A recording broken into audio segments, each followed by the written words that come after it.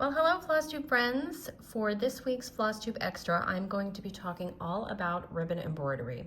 Specifically, a few different kits that I have gotten from Mary Jo Hiney. Now, if you have been watching my channel for a while or following me on Instagram, you will have seen that I have done a little bit of ribbon embroidery in the past. But this week, I started and completed a new kit from Mary Jo. This is one of her latest releases. This is out of the Ribbon Muse collection. This is the Rambling Rose, and it contains everything you need to make this piece here. Now you'll see that while I call my piece complete, it's not exactly as the picture shows. I did use all of the materials. I have a little bit of ribbon left over, but I did use the backing fabric that was provided, the organza here, and then the DMCs that were provided to make the vines and the various ribbons. But you'll notice that I brought some of the pinks down a little bit lower here. I wanted some more pink. And then I also added this little charm here. This charm was given to me by someone at Sampler Symposium. That was a retreat that just happened a couple weeks ago. And I have some 2024 and 2025 charms, and I realized I never actually put those on anything. So as I was wrapping up this project, I realized, oh, I should just go ahead and put that charm on this so I can actually say that I used one. But I'm very happy with the completed piece. I love how it turned out. I love the texture that you get with all of the different stitches. Now, I will say I also added, in addition to the charm, I added these red flowers. I had some leftover ribbon from previous Mary Jo Hiney kits, and I loved the idea of having this little pop of red, and I think it works really well. Even though there's no other red throughout the piece, I just love it. So I'm very happy with my finished product. I am very happy with the included materials. Mary Jo and her daughter Claire, actually, they're the ones who run the business. They die, cut, package everything from the website, and they provided plenty of everything. So if you can follow Mary Jo's very detailed color instructions, then you should be good to go. But I was just going to go over a couple of the stitches here, demonstrate those for you in case you have any hesitation going into this particular project or one of the others. And speaking of the others, I'm going to go ahead and show you a couple other things that I have done from Mary Jo Hiney kits.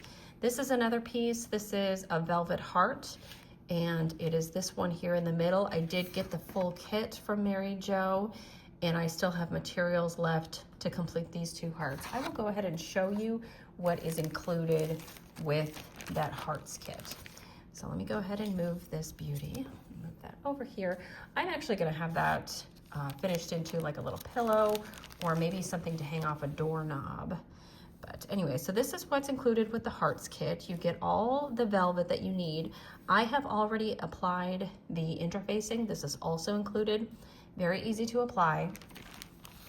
You get full instructions, list of materials, everything included here.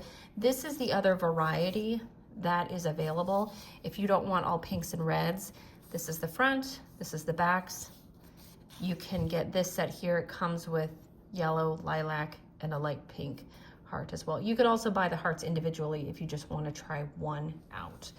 So you get all the materials, and then all of the DMC to make your cords, and then all of the various ribbons come on cards like this. Everything is very clearly labeled. It's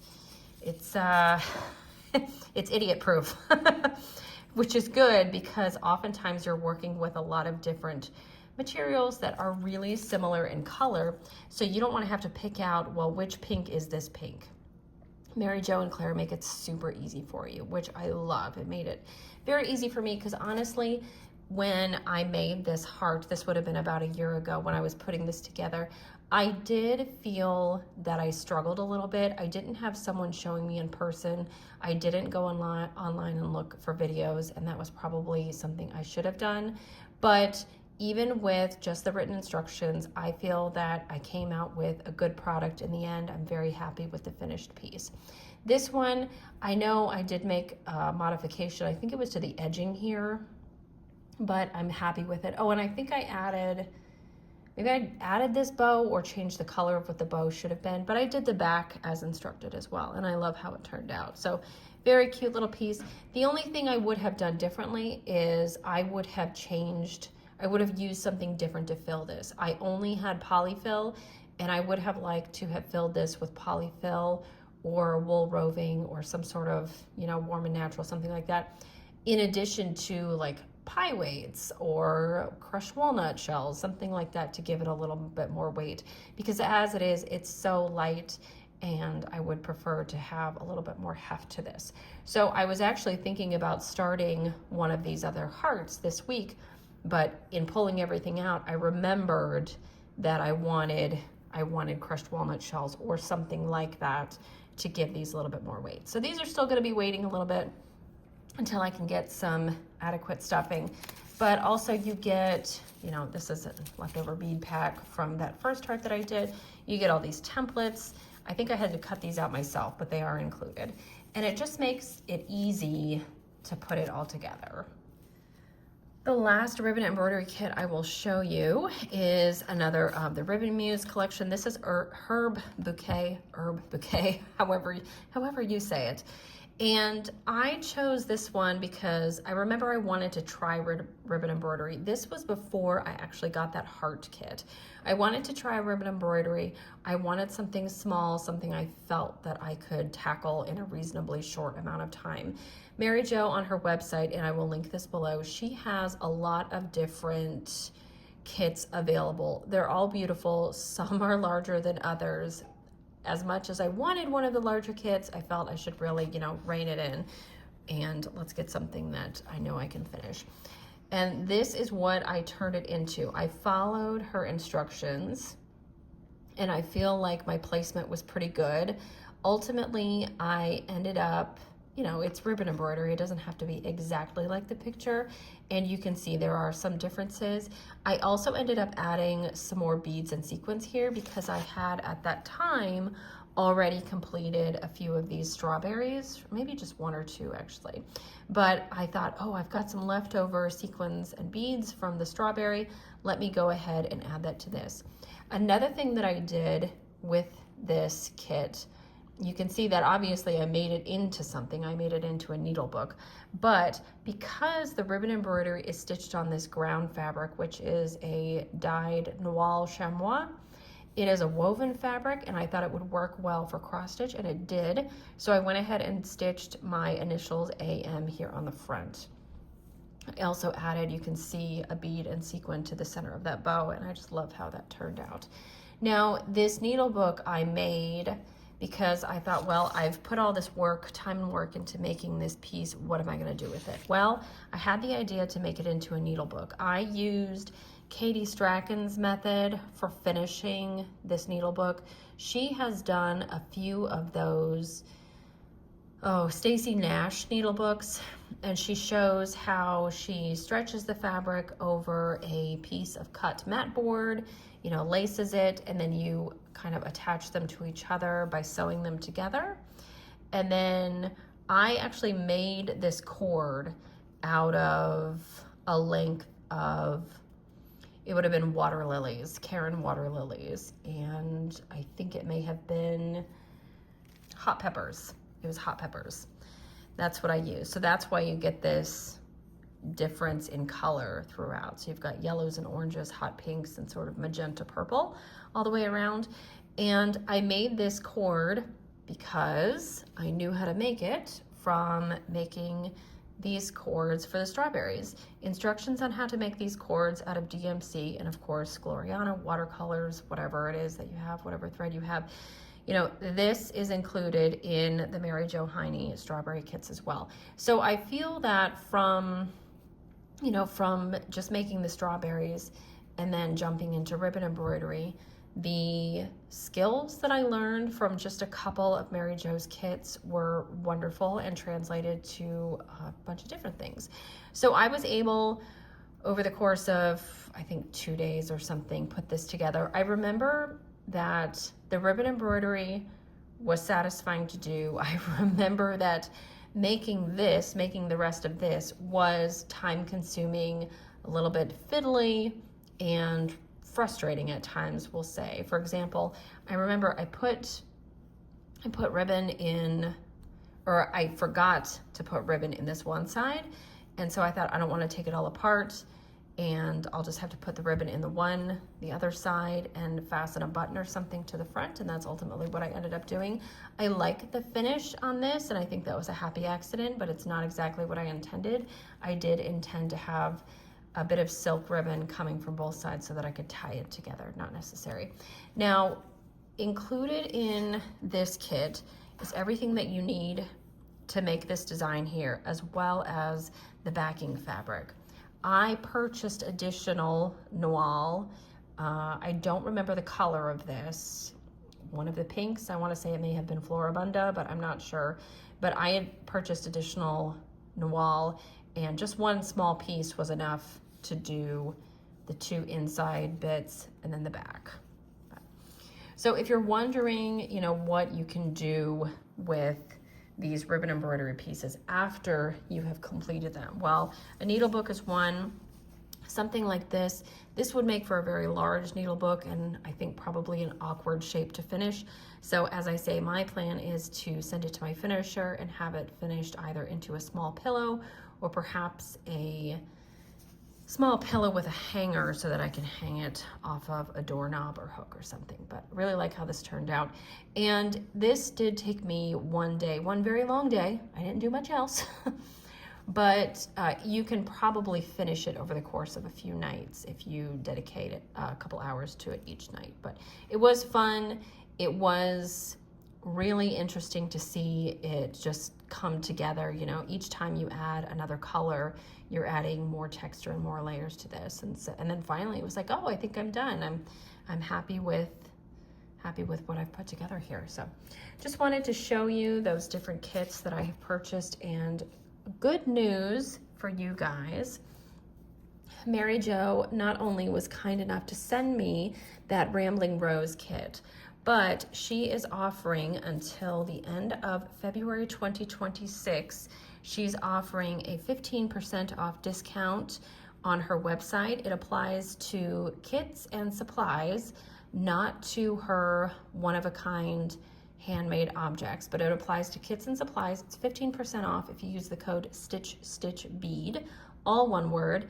And again, that goes through the end of February of 2026. So I would hop on to maryjohiney.com.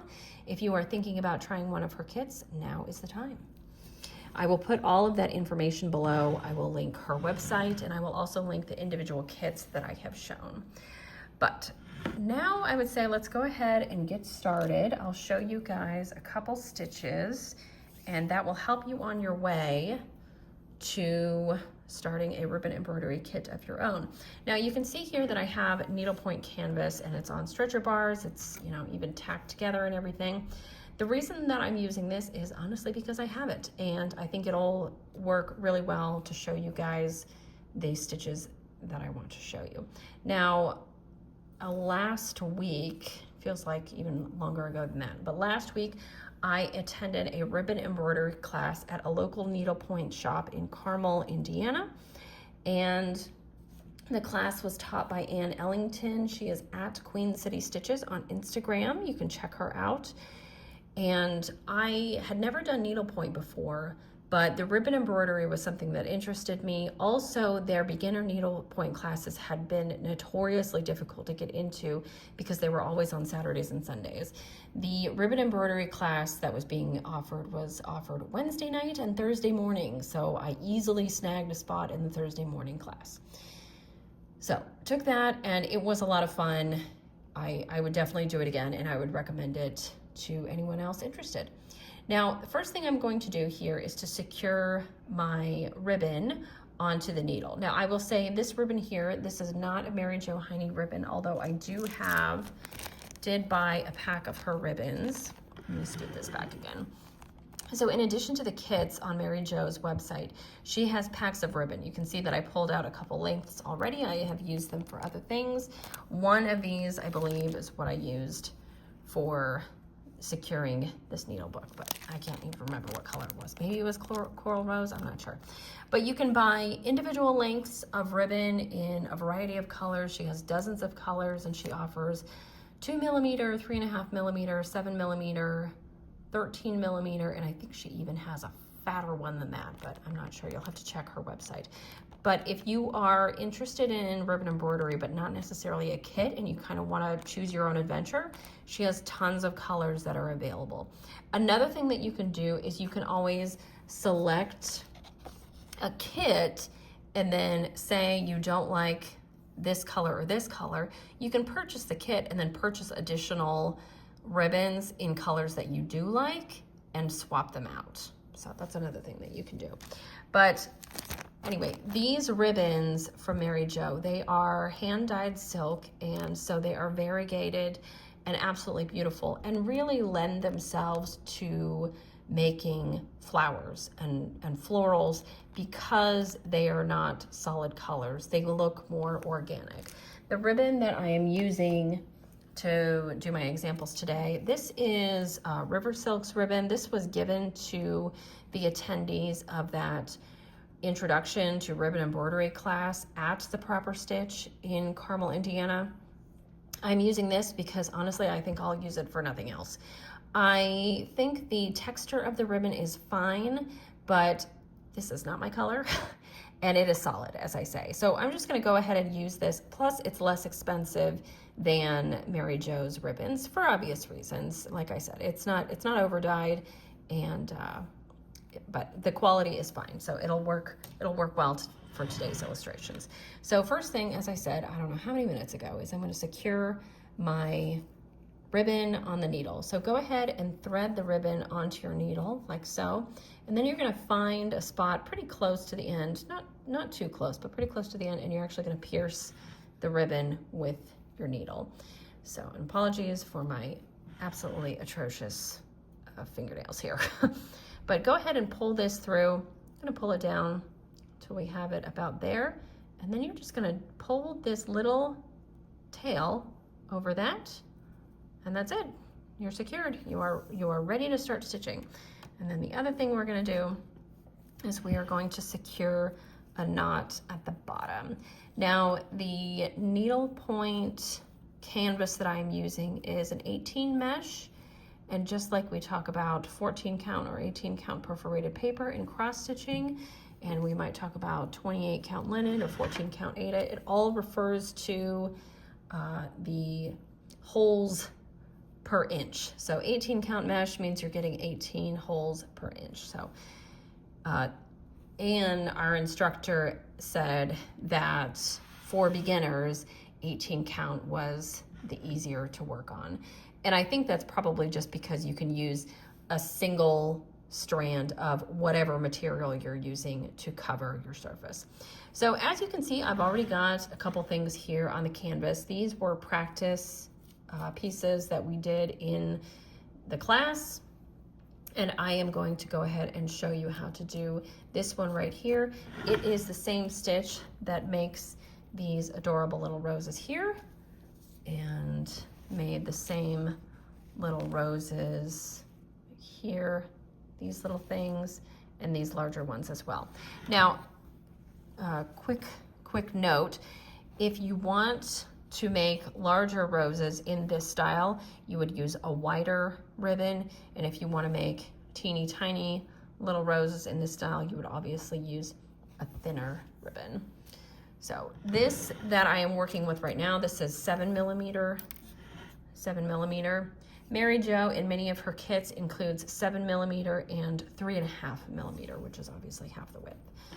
So she will use those two widths for both leaves and flowers. Wow. Okay, so picked our spot. I'm gonna come through, and it is secure at the back. I think if I tugged really hard, I could pop it through, but I don't think I'm in any danger here. So in order to make this first little flower, all we're gonna do is we're gonna allow our ribbon to relax right here. I'm gonna scoop it up, and then I'm just gonna hold it here with my fingers so it doesn't fall off. And I think, you know, this is going to be, well, this is going to be too small to deal with. This is going to be too full to deal with, too big to deal with. So about 1.5 inches, 2 inches is where we want to sit here. And then I'm going to take this ribbon and I'm going to wrap it around the needle like that. That's going to kind of lock it for us, and it's going to create a knot in the center of our ribbon rows. And then what I'm going to do is I'm going to pierce the center of the ribbon. And when I say the center, I mean widthwise, like from left to right across the ribbon. We're kind of making a dotted, you know, a dashed line, I should say, like on a road. And we're just going to keep piercing it. And you want to make kind of even spacing here. But manipulating the spacing can also change how your finished flower turns out. So I'm going to go ahead. I have found the tail that is on the back. I don't know if you can see it there. I have a finger on the back there to hold that so that when I pull my needle, I do not pull that tail. I'm going to go ahead and pull this through. Now I am using the same needle that Anne gave us when we were getting our instruction. I will say this is a very large needle. I think it's a 24. I don't think it's quite a 22, but it is rather large. When I was stitching this piece here, I actually chose to use smaller needles. I was using 28s, and I thought it worked out just fine. I had less resistance than I think I would have had I used a larger needle, and it was it was an easier process, in my opinion, I feel. Okay, now another thing that we got, which proved to be very valuable in stitching that Rambling Rose piece, was this little tool here. This is a laying tool. This is a very small one. It's only a few inches long, and it was something that was, as I say, given to us at that introduction to ribbon embroidery. So what you do with this is you can kind of use it to twist around your flower and to sort of adjust it, you know, get it to look how you want it to look. Another thing I have up here is a needle minder. This is a very, very strong needle minder, and so I think it'll even hold my scissors. It's very strong. Okay, so we're just gonna go ahead and do that again. And this time I'm going to use more ribbon and show you what that looks like. So again, just kind of let the ribbon relax over here, scoop it up, twist it around. I'll do that again for you to see. So I'm gonna scoop it up. You know, it's good if your ribbon behaves itself and lays flat, but it's not always necessarily going to do that. So scoop it up. I'm gonna pull this, go around the needle like that. So Anne's method of explaining it to us was she said to create kind of a figure 8. So you see you've already got one loop, and you're gonna create that second loop to create the figure 8. So, okay. Again, this time I'm going to space things out a little bit more, and that's going to allow for larger petals, and we'll see how that turns out. And a lot of this is just trial and error, just figure out what you like, but a good reason to have practice canvas or practice fabric. Yeah. So actually, I think that one turned out a lot better. You can see that because I spaced out my piercings through the ribbon, that the petals were allowed to get longer and make for a fuller looking flower. I really like how that one looks. This one is a little tight. It's not my favorite. All right, next thing I'm going to show you is the French knot. I know a lot of you know how to do this because French knots are part of cross stitch, part of other needlework, but super easy to do and make for cute little buds just like that. So I will show you that again. They're just so quick to do. I know a lot of people don't like them, but I love the effect that they can give.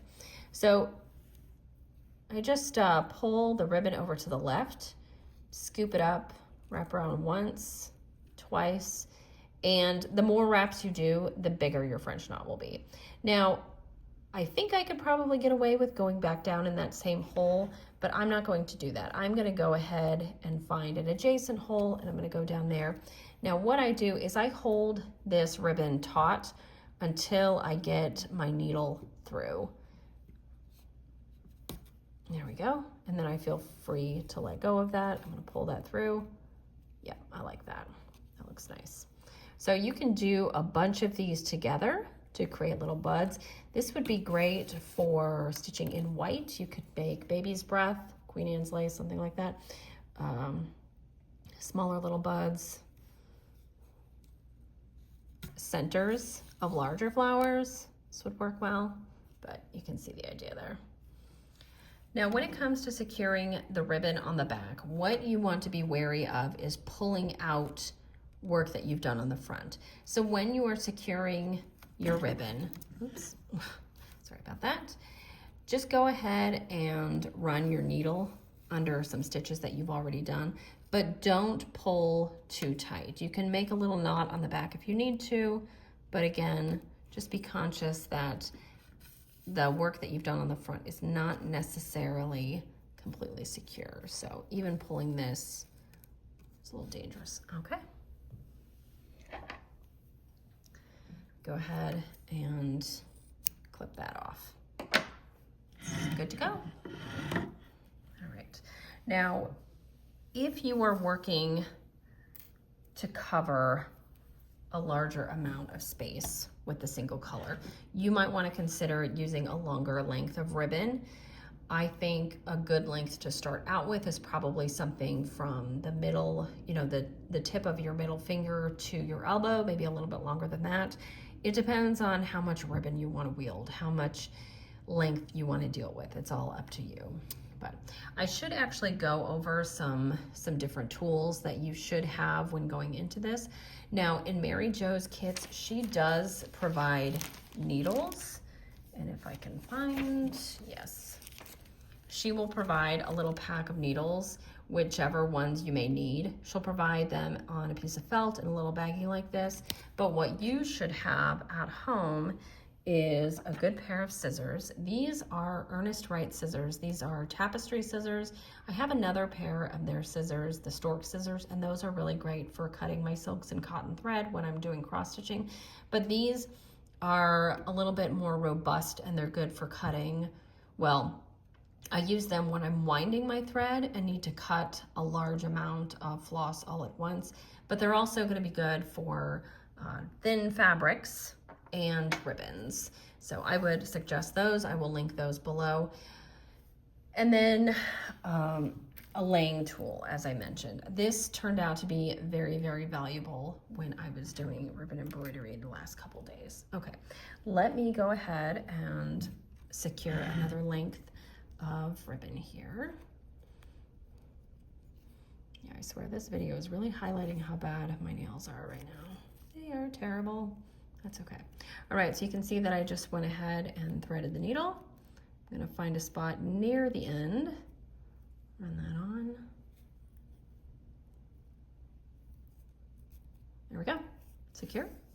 And then I'll make a knot at the bottom. Yeah, that did not go well.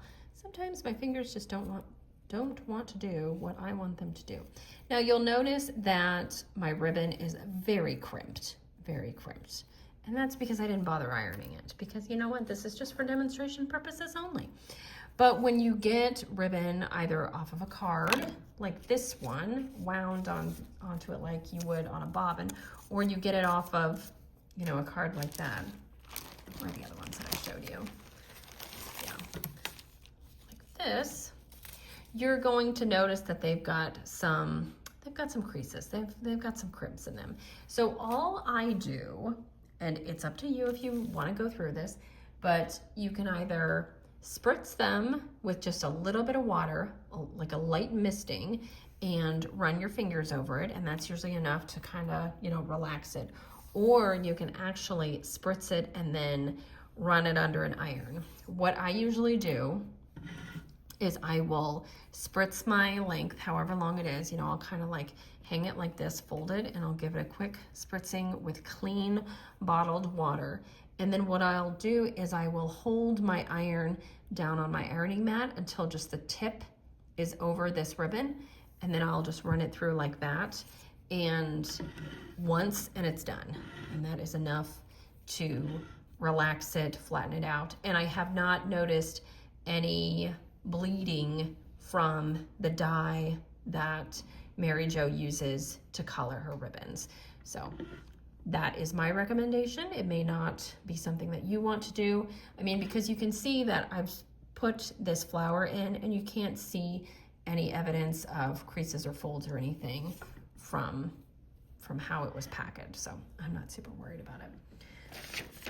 Okay, the next stitch that I'm going to show you is the ribbon stitch. Now this one is like my new favorite thing to do.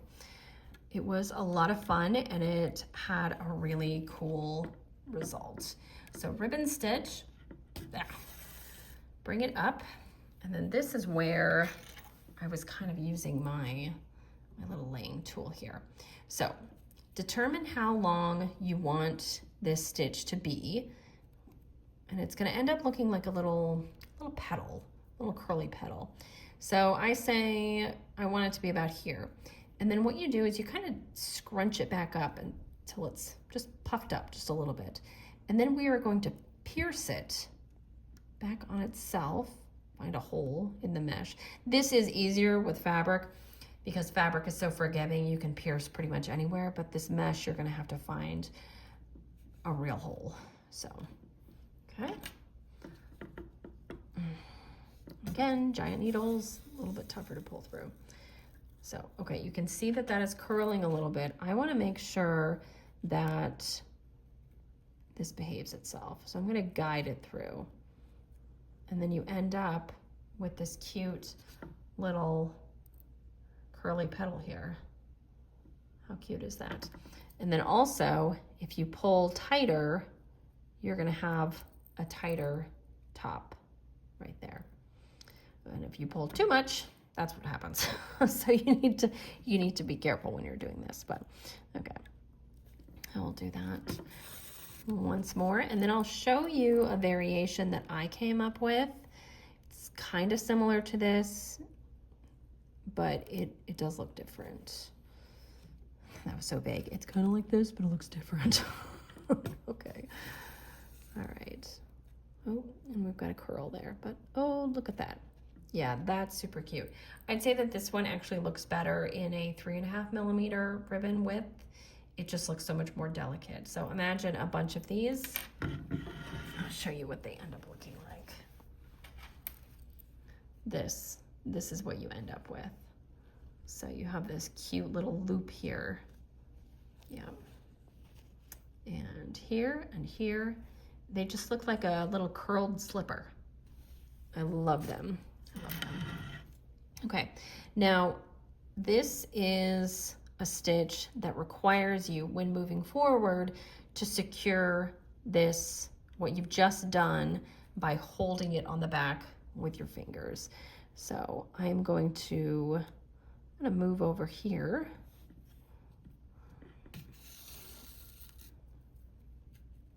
And you'll see that that moved just a titch. So we don't want to pull any more because that's going to compromise that stitch. So I know that this is as much as I want to pull.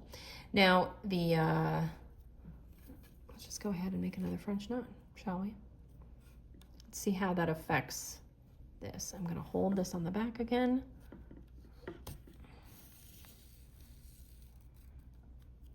Ooh, that French knot is chunky. And you know what I think it is? I think it's because I didn't hold this down when I was pulling the needle through. So that's okay. Again, this is about trial and error. Okay, so I'm going to show you the thing that I say I came up with. I'm sure somebody else has done this, but in stitching that Rambling Rose piece, I came up with this. So I use my laying tool here. I kind of gotta flatten that out. Okay, the hole that I just came up from, I'm gonna go only just above it. Oops, see that? Right there.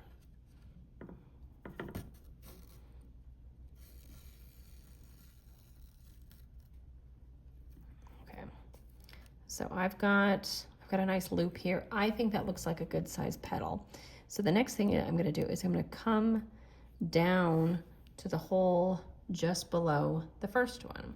So 3 consecutive holes will be filled with ribbon by doing this. Then what I'm gonna do is I'm gonna go ahead and pierce right about the center there and pull that through. And I just love how that looks. I mean, it looks like a flower all on its own. It kind of reminds me of the Grumpy Irises from Alice in Wonderland. Do you guys remember that? Like the old lady? No, just me. Okay, so let me show you where I used that on this. You can see right here on this light pink stitch.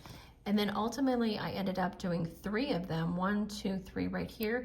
And then I created a small rosette like so right here. And these right here are lazy daisy stitches. Many of us know how to do those. So I've got 3 lazy daisy stitches here, and then the rosette, and then that stitch that I just showed you to create a very small sort of half flower. I just love how that turned out. But over here, these were the first ones that I did of that kind. And as I say, I don't know what compelled me to do it, but I just love it. I love how they turned out. I even added one up here. Now here is the little curly slipper. More of those. Ugh, so cute. Okay, but yeah. So just have fun with it. You know, you can buy one of these kits and follow the instructions exactly, follow it to the T, or you can use it as a guide to create something like it, but with your own style. So I would say just have fun with it. You know, there are so many tutorials online. Mary Jo Hiney even has a YouTube channel of her own. I will link that as well. But I would say just try things, have fun, and the good thing is that ribbon embroidery is really forgiving, really forgiving. Because even our instructor Anne at the needlepoint shop, she was like, don't worry about it if you mess up or you make a mess, because you can just cover it up with more ribbon. Because I will tell you that that's exactly what happened for me here. This is not what it was supposed to look like, but you know what? I just kind of kept adding things, and it's okay. It looks okay. It looks all right. And then I kept at it, and I did a little bit better. The next time I tried to do, what is it? A gathered ribbon stitch. Yeah, gathered ribbon stitch. That one was more difficult for me. It required a little bit extra thought. So, but if you have any questions, please feel free to comment here or find me on Instagram at StitchStitchBead. You can also send me an email. That information will be listed below. But again, please check out Mary Jo Hiney's website, and through the end of February 2026, you can receive 15% off your order by using the coupon code StitchStitchBead. That is all one word, and it again applies to both kits and supplies. So if you're looking to get a kit but supplement it with your own choices of ribbons or voile or other fabrics, she has a ton of things to choose from. So please peruse and have fun, and very happy stitching to you all.